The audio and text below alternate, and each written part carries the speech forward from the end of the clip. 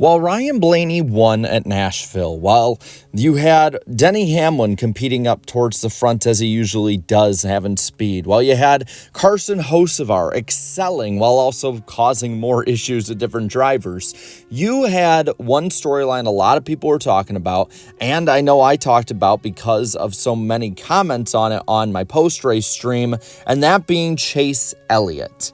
And I think that, especially after what people had said in those comments, I don't think we need to talk about Chase Elliott. I do think that we need to look into it, because when you look at Chase Elliott right now, he's fifth in the point standings. A lot of people might look at that and say, what's the problem here? Chase Elliott is doing pretty darn well. He is multiple races, almost 3 raceful worth of points ahead of the cut line to make the playoffs. He will be fine to make it. And why are people really starting to be full Chicken Little and say that the sky is falling? Yeah, he finished 15th at Nashville, but he's had no finish lower than 20th all year. A lot of people could look at that and just say off of the box score, yeah, it could be better, but it could be a whole lot worse. But there have been fans of Chase Elliott that are also on the very critical side, asking for a long time for the removal of crew chief Alan Gustafson. And I admit I haven't agreed for a long time on that. Heck, last year after he won at Texas, I thought the 9 team was really starting to heat up. But I was wrong, and it's starting to make a little bit more sense now. Looking at 2025 alone, because this one I think is just a bit lower when it comes to the highs that Elliott hits, but maybe not as low when it comes to lows. He has 14 starts so far this year. He hasn't won, but he has 3 top 5s, 7 top 10s, an 11.5 average, 76 laps led, and 5th in the point standings. Again, a very good season. Nothing really to sneeze at, I would say. But you have to also look at it. He's pretty much on track at this point to have maybe 8 or 9 top 5s and about, say, 18 or so top 10s. And that's a good season, but for Chase Elliott standards, that is definitely a lower end season for Chase, and it's been sort of a trend that he's had during the next gen era. He's had 2 top 10s this year since Darlington. And again, while he is finishing top 15 and 16 in all of them, and he did lead laps, 29 of them at Kansas running up front, over the last 6 races, his 12th place average finish is definitely hiding the fact that they are not able to really get too high up the board compared to where Elliott should be. It's been a decent year, but it doesn't seem like the speed has been there to win.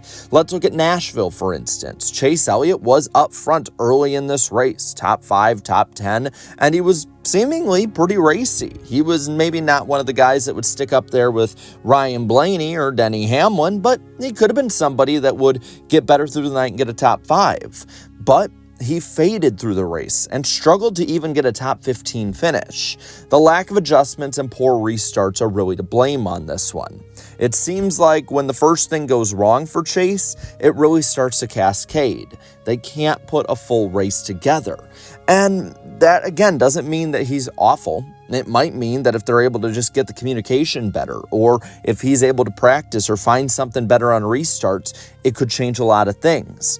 But if an adjustment isn't good and they fall back, on the ensuing restart, Chase usually loses positions. Or if they lose positions and they get in the dirty air, they're not able to adjust to make the passes that, say, their teammates like William Byron or Kyle Larson would make. Instead, when you compare him to the other guys at Hendrick Motorsports in 2025, there's really only 2 areas, according to Auto Racing Analytics, that Chase Elliott actually excels at right now. One is not crashing. Chase Elliott is remarkable at taking care of his stuff. He's an old school driver, and I think that if he had this season in a more old school points format, say the old Chase or again the full season points format, we would have an entirely different narrative around Chase Elliott. But the things are the way they are right now. This is a system that relies on you being able to get above and beyond and win when it matters. And if you're not even able to have that speed during the season to kind of jump up and win, say how Joey Logano did last year, well, you're not going to be able to do all that well. But he doesn't wreck. He's able to finish out races and do so pretty well. And he's really good at defending. So again, when it's outside of the restart during the run, Chase Elliott is pretty good at maintaining where he's at. It's very rare that you see Chase Elliott crash out of a race, and it's even more rare to see Chase Elliott throughout an entire run lose 10 or 12 or 15 positions and just absolutely collapse all at once. Everything is almost in slow motion for a collapse for him during the race. But the problem is at Hendrick Motorsports, Chase Elliott ranks the lowest in the team for some very crucial statistical points: short run speed, long run speed, intermediate track speed, and of course, restarts where he's way off. He is lagging far behind the majority of the points that you have when it comes to it. And he's usually above Alex Bowman or maybe Kyle Larson at certain points if he's able to, say the not crashing part. That's the only thing he's really better than Kyle Larson right now. When it comes to a lot of it, though, he is the third or fourth best Hendrick driver. And I know that we talked about it in videos earlier this year, and I know we've talked about it on live streams, podcasts, you name it. Everyone's saying it. But there's a real case that Chase Elliott is falling further and further into the abyss of the fourth Hendrick driver right now. The problem isn't consistency. That is something he has down. You know that Chase Elliott every week, if you bet on him to go to top 15, you're going to get your money.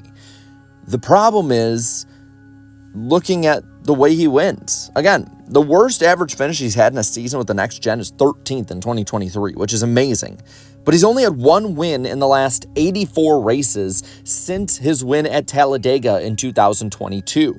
The problem is that Elliott is good enough to reach the low bar of NASCAR's playoffs and clear it easily, but Chase Elliott is not able to get high enough to win races and championships.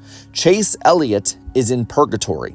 Good enough to compete, not good enough to be elite. He's not terrible, but he isn't great. There's multiple issues that I think need to be addressed here. Three big ones.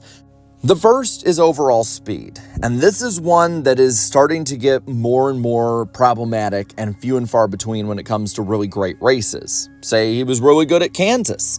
He had winning speed in that, but ultimately things didn't go right. A huge missed opportunity, seeing how Elliott really has not had many of those races where he can go up, take the lead, and actually run away for a bit. And this gets addressed at the shop, and it also gets addressed during the race. Seeing how practice is so short, you really can't make these big swings you used to be able to make. And I think that's another thing. Elliott needs more of that time, similar to the way Kyle Busch did. And that would really probably help in an old school way. Elliott, to me, is a very old school driver, if you haven't been able to catch on. Also, restarts. Yeah, there might not be the speed, but you can't lose 4 or 5 spots on a given restart and expect to compete in the top 10. These drivers are too good, these cars are too close together, and Elliott, as good as he is, has struggled mightily on this. As a driver, it's the biggest thing he has to be able to fix. And also, on a smaller part, for third, the pit crew. There's been a lot of times where this crew has made crucial errors or very slow stops that have taken Elliott out of top 5 or top 10 contention. And if you're not able to restart well, and the crew isn't able to get you spots on pit road, and the speed isn't there, you're going to be stuck in the middle of the pack. So if those three things, if one of them even is fixed, I think Elliott actually sees probably a good bump up in how he competes. But with that, I'll pass it on to you. What do you think the fix is for Chase Elliott? Is it one big thing or multiple things? Let me know down in the comments below. All right, leave a like in this video, share this video, and subscribe to this channel for more great and fun NASCAR content. Thank you so much, all my channel members, for your continued support. Until next time, have a good one.